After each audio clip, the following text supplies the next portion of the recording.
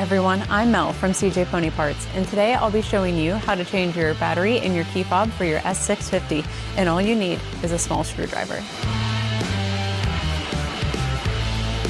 First, you want to press the button on the top of your fob to release your emergency key.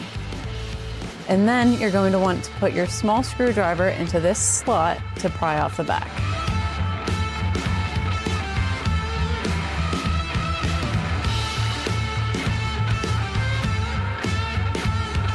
And then in this small slot, use the screwdriver again to pry out your battery. Ejectocito battery. Ejectocito, cuz! And we don't have a new battery. We're just gonna wipe my fingerprints off of this one. Okay. Then to insert your new battery, place under the ledge and secure in place. Placing the back onto the key fob, starting with the end. Pressing in and replacing your emergency key. It's just that simple. If you happen to have a dead key fob and you need to get in your car and start it, check out our other video on how to do that as well.